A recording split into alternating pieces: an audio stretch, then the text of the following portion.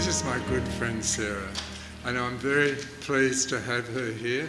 I appointed her husband with the dreadlocks as the church warden in Petrie at the end of last year, and he and I usually ride bikes and have breakfast together at Sandgate, but he parked yesterday because he's got blisters on his feet from walking somewhere on the Sunshine Coast, so it was only walking and breakfast. But then I bike ride over that huge Hornibrook highway.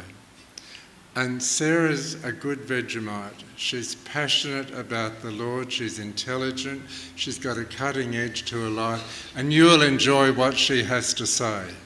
You don't have any choice. Thank you, Bruce. Right, let's pray. Lord, thank you for this opportunity. Lord, may it be your words spoken, not mine. Amen. So I'll introduce you to my family first. So it's the one at the back is the dreadlocked one, and my three sons. That was taken about 18 months ago, only 18 months ago, and the youngest, who's in the front here, is now 18 and 6'7", and still growing. Yeah, I'm short in my family. When Bruce mentioned that we're at North Pine, before we were in Brisbane, we were in Gippsland, where I was a community development person for the diocese. I worked for Anglican to work in the parishes, getting them more involved in their communities. We'd also lived in South Australia, Western Australia, but there is a twang to my accent. We are Kiwis, and I grew up in New Zealand, and the kids were all born in New Zealand. And so last year we had the privilege of getting to know Bruce, and of all the things I've done, one of the things on my CV would be, I'm a friend of Bruce. It means something. When he invited me to come over to the Gap, I first came over to meet the wardens. I did some research, so I'll tell you about my research. The Gap. The median age here is 41. Just, about state average, really. Married, 57% of the Gap is married, which is higher than the state average, which is only about 47. And more people stay married here. You've got quite a high amount of families with children, where you've got 52% of the families. The state average is only 43. And you're highly educated. 39% have a bachelor degrees or higher, whereas the state is only 18%. Where I am at North Pine, we have 16% have a bachelor degree or higher. So you're high, really high, nearly double the state average. Then I looked at professions. 36% of you are in a professional career. The state is 20. Rents here, only 16% of the Gap people rent a house. That's because most are filled with the families and either mortgaged or they're owner-occupied. The state has more like 34% of the housing stock would normally be rented. So you're in a really sort of stable kind of community. Your median income is higher than average. That's because you've got all the professionals and higher educated people. So it's these last two are quite interesting. 2,238 people ticked the box that said they were Anglican. Okay, there's some missing. And 5,609 people said they had no religion. I thought that was interesting. So the above paints a picture of the Gap being filled with families. One website said a leafy green suburb of families with primary and high school children. These families value education. One or both parents are at a professional job, so their income is high, but probably so is their mortgage. So I knew I was coming here. I met the Wardens, and then Bruce invited me today. So I did some more research and I looked up the readings. And two of the readings really stood out. The first was the Joshua reading. So to set the scene, Joshua got the people into the promised land, divided it up among the tribes, and this reading's right at the end of the book of Joshua. I had kind of done what God had called him to do, and it was just before he was going to die, and there were a few things he needed to tell them. Needed to let people know before he died. So he got in all the important people, the leaders, the judges, gathered them round him, and he said, that very verse that gets stuck in your head, choose you this day who you will serve, whether the gods your ancestors served in the region beyond the river, the gods you used to serve, or the gods of this new land, of the Amorites and the land whose you are living, but for me and my household, we will serve the Lord. And there comes a point where everybody, all Christians make that choice. Choose you this day who you will serve. So I put that thought in the back of my head and read on. And the other reading that really stood out was the 10 virgins, although in a lot of versions, it's the 10 bridesmaids. And again, just like the book of Joshua, this comes right at the end of Matthew. This time it's Jesus, who is preparing to die. He's just got some things in his mind he needs to tell those disciples before he dies. So it's in the last week, it's 2 days before the Passover, and he gathers the disciples on the Mount of Olives, and he has a chat. Just gets out of his head the important things that really need to be said. In the chapter before, he goes through a number of stories, 3 stories on the last days, and he continues that in this chapter. Starts with this parable. It's really important. He really needed them to know. And it's about the bridesmaids. So I kind of thought a bit about weddings. So I'll show you the photo of my wedding. Yep, there's. It was a little while ago. And then the next one shows you my bridesmaids. Now we thought a bit about our brides, who we were going to have in our wedding. Put a bit of time into it. There's David's sister, is the one on that side. And I thought, that'd be good to have her. The one in the middle, we were both youth workers at the time.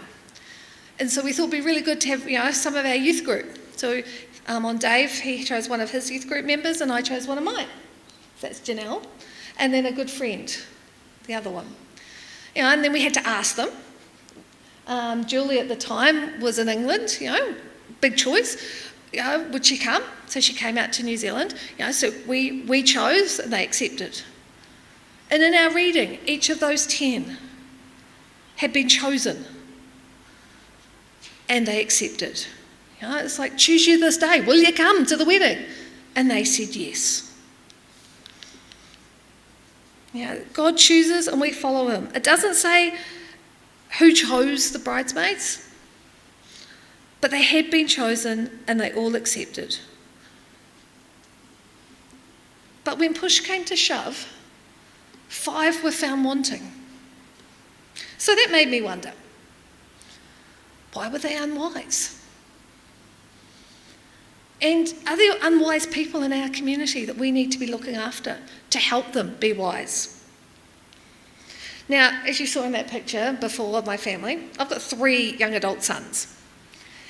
They like board games. I'll show you a picture of the latest board game. Okay, that's the setup.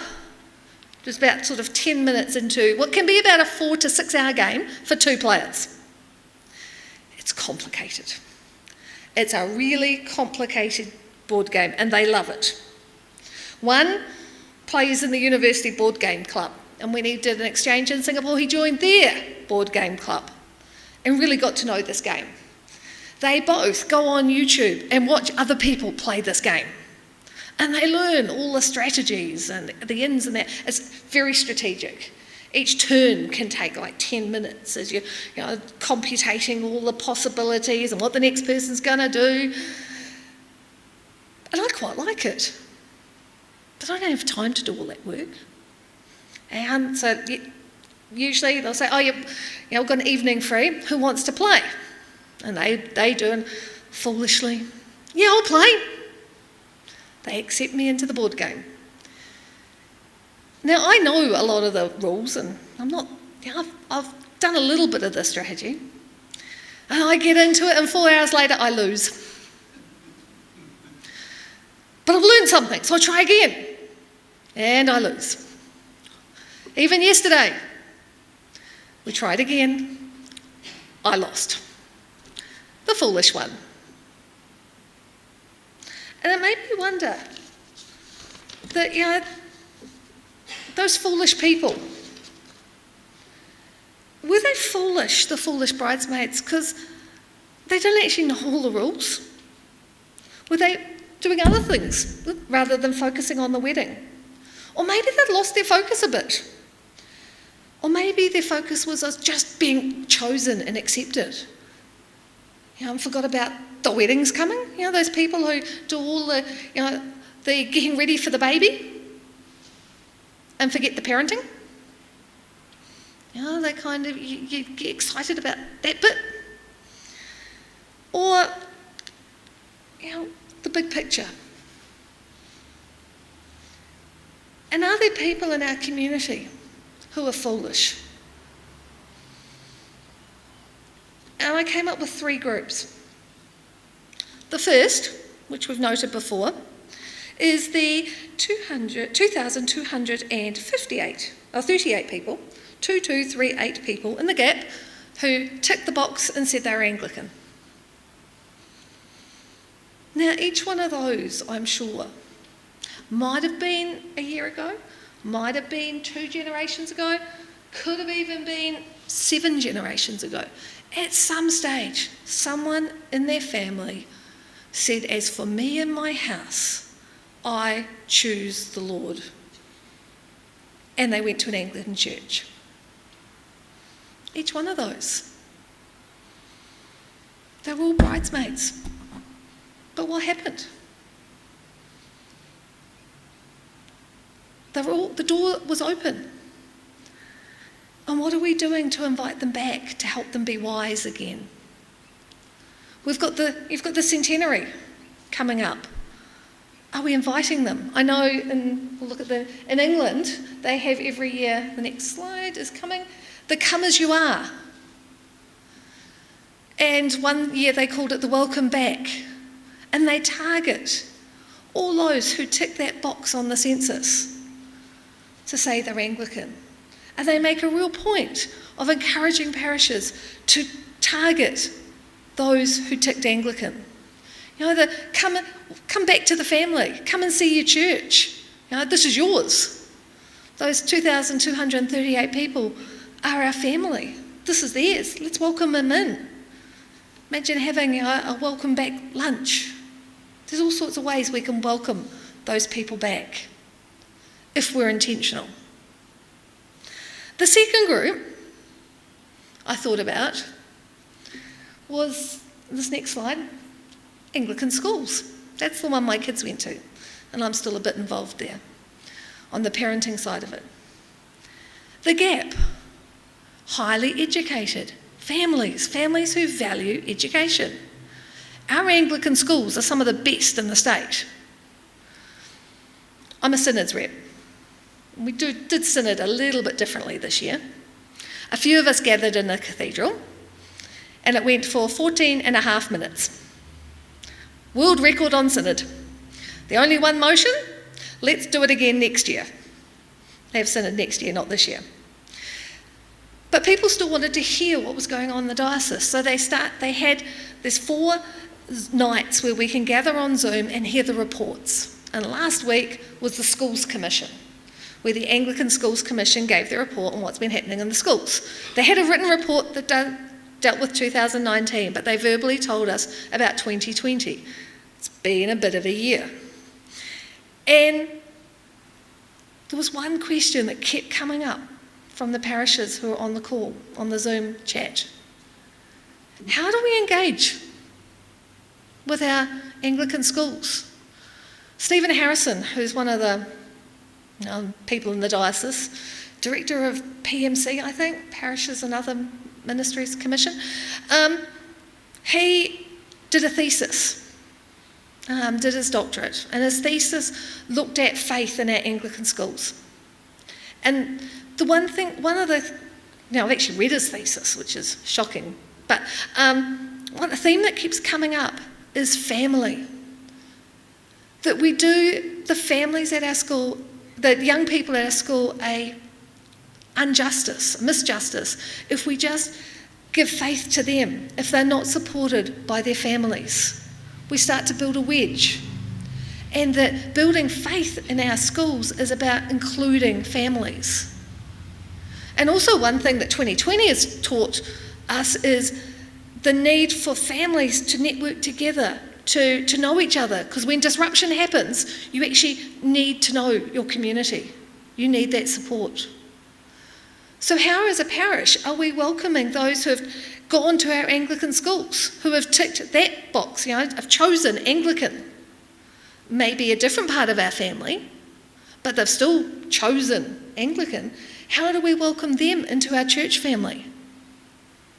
How can we support those families? How can we support the teachers at those schools? Now I've got a lot of ideas. So if you want to nab me after, or we can come back and we can have a lunch and talk about some of those ideas on how we start connecting. But then there's the third group. And I want to introduce you to my mum and dad. Now the third group are people who, they choose Anglican, choose to come here, but only for a day or two. They're the people who come have their baby, we've got lots of families in the gap who come have their babies baptised. They're the people who come for weddings and come for funerals. They choose to come into our family. The bridesmaids were chosen, but only 5 focused on the big picture. The other 5 were just kind of there for maybe the one day, for the being chosen. So those who are being baptised, how do we connect with those families? Are we giving them the skills of parenting? There's so much wisdom in our churches. We've got great grandparents who just love, who we can share that love with the community. With our families, some of them are struggling. We've got those who come to be married. Now, there's a bit of stress in the community these days. How are we helping those families, those young marrieds? Are we supporting them in their mental health? Are we giving them how to deal with the finances in this crazy kind of world? And then there's the funerals. Now, my mum, she died 6 years ago. She was in the church. She was a lay reader. She raised tens of thousands of dollars for the new church hall, which has just been built. I don't know how many thousands of sandwiches went to Mothers Union for the funerals. She excelled in lamingtons, in the church fairs, everything. There was always people from the church calling, coming around, etc. And she died. She died in the August. My dad doesn't really like people. Doesn't really like the church. He threatened to go to Antarctica and come to our wedding, but he came. But he knew Mum respected the church, so we had her funeral in the church. He knew some of the ladies because they'd come to make lamingtons in our house. And after she died, a couple of people called him just to check on how he's going. And there was a service in the December, for people who were grieving. And he wasn't quite ready to go to that, but he thought maybe another year. And he got another phone call, and that was from the real estate guy. I'd gone through the funerals, older people, so he called Dad to see how he was going. The next year, second year, no one from the church actually called Dad. The real estate guy did. The third year, no one from the church called. The real estate guy actually popped round, see how Dad was going, and gave him a call about every 6 months. The fourth year, no one from the church called. But the real estate guy did. He's invested. He knows there could be, something in it for him. Mum's been dead 6 years. This year, Dad was really lonely. He ran out of bread because he was over 70, was nearly 90, and wasn't allowed out of the house. And did I know anyone who might be able to come round? But on the fridge is the calendar from the real estate agent. And he's got his phone number because he knows, eventually he will make that decision, he will downsize. And that's the guy he's going to call.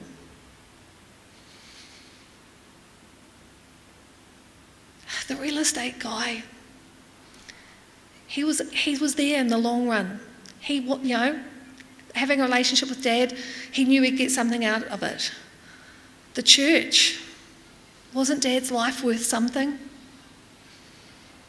What can we do? It would have taken a phone call, like those geese, someone to love him into the church. He was a foolish bridesmaid waiting to be loved. Amen.